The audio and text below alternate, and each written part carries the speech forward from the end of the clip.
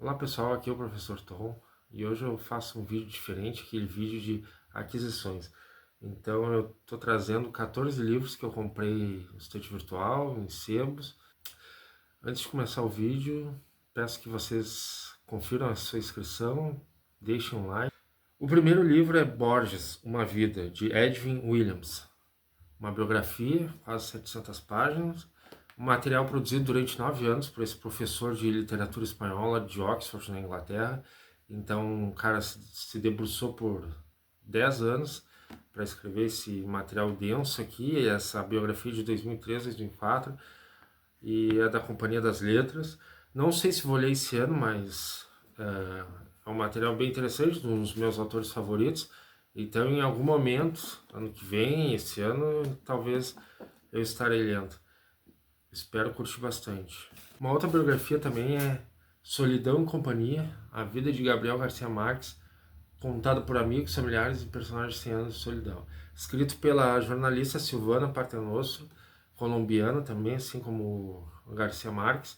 Então são uma série de relatos desses conhecidos, desses parentes, acerca do escritor, né? Durante o tempo que ele foi produzindo os 100 anos de solidão, que levou quase 30 anos, que ele consultava muito esses amigos, esses parentes, para as primeiras leituras, as primeiras resenhas, né? Então, aqui eles vão desmistificando a criação do livro e contando como o Garcia Marques foi construindo a sua principal obra, né? A obra mais famosa dele. Eu achei bem interessante, não conhecia a autora, nem o livro, e também vai entrar para uma lista próxima aí de leitura. Tem até umas dedicatórias aqui, e tem um comentário do Benício Del Toro, né, aquele astro de Hollywood, que diz: Solidão e Companhia captura Gabo através do tempo e do espaço, mostra como o homem do Caribe criou um universo que o mundo abraçou. Todos que amam o trabalho de Gabriel Garcia Marques vão adorar esse livro maravilhoso. Então, eu já sou um leitor do Gabo, né? Então, provavelmente eu vou gostar também. É pela editora Crítica. E esse livro é de 2021. Um outro livro que apareceu para mim agora no início de 2025 são Seis Contos Eras do Jazz, escrito pelo F. Scott Fitzgerald, que é o mesmo escritor de O Grande Gatsby, né? E é curioso que aqui nesses 6 contos são, na verdade, 9, né? Porque o título em inglês são 6 contos mais outras histórias. Então, são acrescentadas mais 3 histórias. E a principal história, que é a história mais conhecida, é o curioso caso de Benjamin Button, que se tornou filme, né, com Brad Pitt. Essa edição aqui é da Civilização Brasileira e ela é de 1965, então as marcas do tempo são bem evidentes, né? Mas eu acho que vale a pena a leitura. Pais e Filhos é uma obra russa que explora o conflito entre o radicalismo desenfreado dos jovens e o tom conservador das gerações mais velhas. Publicado em 1862, o romance traduz a profunda compreensão da natureza humana que marca a escrita de Turgenev. Impossível terminar a leitura sem se sentir abalado. Essa é uma sinopse, né, a contracapa aqui de Pais e Filhos, de Ivan Turgenev, o escritor russo do século XIX, que vai ser o primeiro escritor russo célebre, famoso na Europa Ocidental, né? Então é um livro que clássico da literatura russa, está sempre na lista dos que tem que ser lido. Então, mais um aí que entrou para a coleção, Pais e Filhos, Turgenev. Da editora Siciliana, de 1991, trago Escória, de Isaac Singer, famoso prêmio Nobel, polonês, norte-americano, que escrevia principalmente em Yiddish. Não tem muita coisa traduzida para o português. Aí eu peguei esse aqui menorzinho para ser um meio de entrar, né? Eu não conheço nenhuma obra dele, então vai ser minha primeira leitura.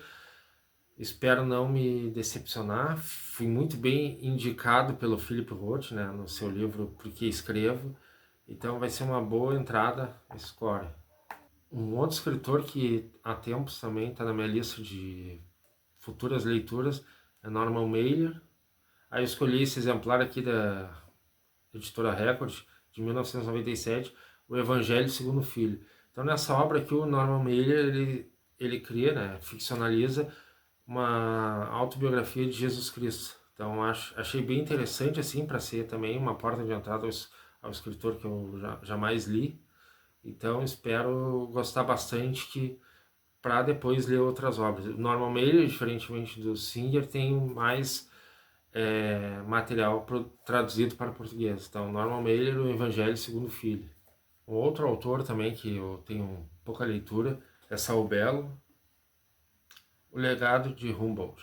Então, o Saul Bellow, um judeu canadense, filho de pais russos, viveu a vida praticamente toda a vida nos Estados Unidos, ganhou o prêmio Nobel e com esse livro aqui ganhou o prêmio Pulitzer, que é o maior prêmio de literatura, jornalismo, enfim, dos Estados Unidos. Esse livro aqui, então, é um artista que se inspira em outro artista. Então, Humboldt é um artista que vai ser como mestre, vai ser uma inspiração para outro artista que vai tentar sugar as coisas boas desse Humboldt. Então, por isso o legado, tá? Eu achei bem interessante a sinopse, provavelmente vou ler esse ano, porque tenho muita curiosidade em Saul Bellow. Um outro autor também que, muito próximo, coincidentemente, de Saul Bellow, é Philip Roth.